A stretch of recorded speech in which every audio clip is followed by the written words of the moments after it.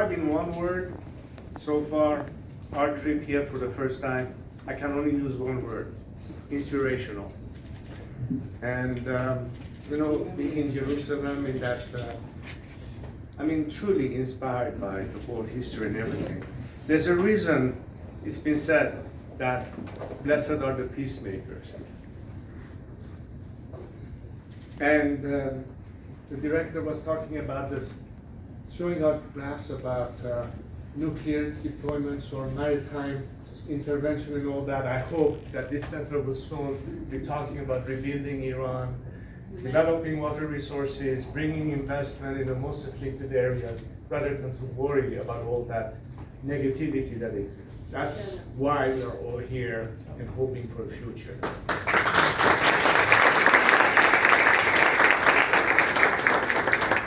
Now, my philosophy has always been never look back, always look forward. With one exception, we look back not to forget and remember the past. Because without that, we would never know where we're going. And therefore, why should the world be different? Because as it is, it's not the future that our children want to inherit. And we are here today knowing the consequences of not taking action at the most crucial time. This is the moment, one moment in history when the stars have aligned for change, for significant change, for decisive change. And we're in the center of academic studies and research, and there's thinking, and there is pondering, and it could even lead to planning. But at the end of the day, what makes the difference is making a decision, making a choice.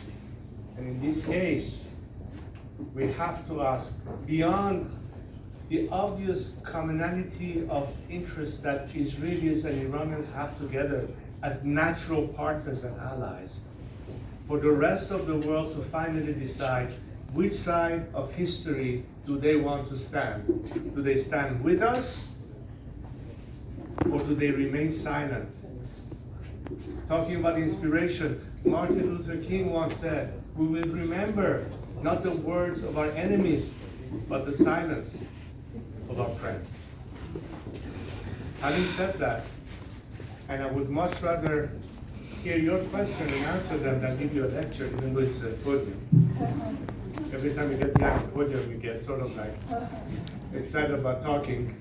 I've often been accused that I talk sometimes too much. Keep talking. So therefore, I try to be very brief. So what are we talking about? We're talking about every potential to become a reality. We don't need to start from scratch. The Iranian people are the most natural conduit to change. They are your natural army in place. And they have fought the battle completely without any means of support so far. And yet they have sustained the resistance.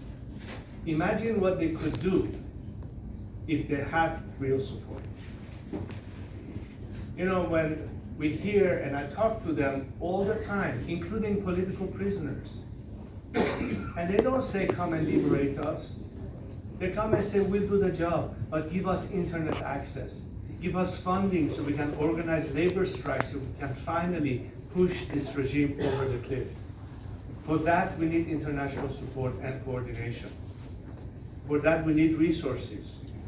For that, we need all those who understand that right after this regime is gone, we enter a period of transition. We have to think of the immediate future and then the long-term planning. We have to talk about a roadmap of what it would mean and the potential that Iranians, once liberated, will be able to achieve very fast. Because I won't even say year, I won't even say month, I would say every day that goes by, the opportunity cost to Iran is huge.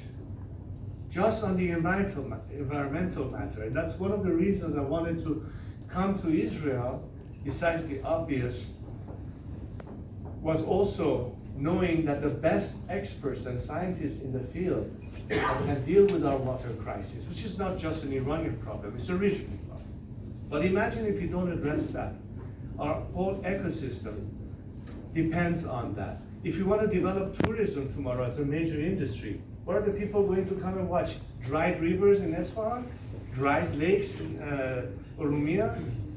Gone marshlands in the south or the north? Of course not. That's part of the whole perspective of how meaningful it could be of bringing more stability and more investment and more development, as opposed to more instability. More people would have to leave their areas of living because there's simply no more water left. Anyway, I'm not going to go too much into details, but I'm sure you understand how consequential it could be every second we wait. So the call to action is now, and our messaging to Israeli citizens, to the world over, is stand in solidarity with the Iranian people. Help us bring maximum support. Give us all the tools and the means that they need to overcome this evil regime. And they have already demonstrated their willingness to die for freedom. They know where they want to go.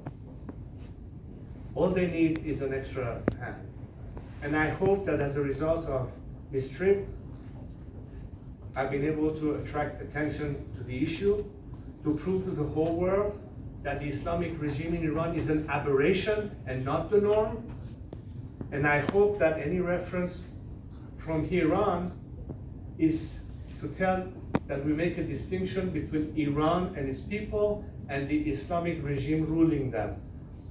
I know it's not done on purpose, but I implore you to not use the term Iran when you talk about the regime. Use the term the Islamic regime versus the Iranian nation and people. You show clearly that you know the distinction between the two. That's important to build it into the narrative. And finally, I would say that maintaining the momentum is also very important, because no movement based on civil disobedience and nonviolence could maintain long duration without that extra support. In fact, it's been proven, we've seen in recent history. Look at Lech Walesa in Poland. It was sustained support until finally it reached its end. It was sustained support and calling for an end to apartheid that finally forced the apartheid regime to sit down in negotiation with Nelson Mandela and the ANC and ultimately put an end to that regime. The difference is that with this regime you can't negotiate, because their DNA is simply different than the rest of us. We are talking about a value system where Iranians are seeking the very same liberties and the very same guarantees of freedom of faith, of religion, of ideology, of sexual orientation, or what have you, guaranteed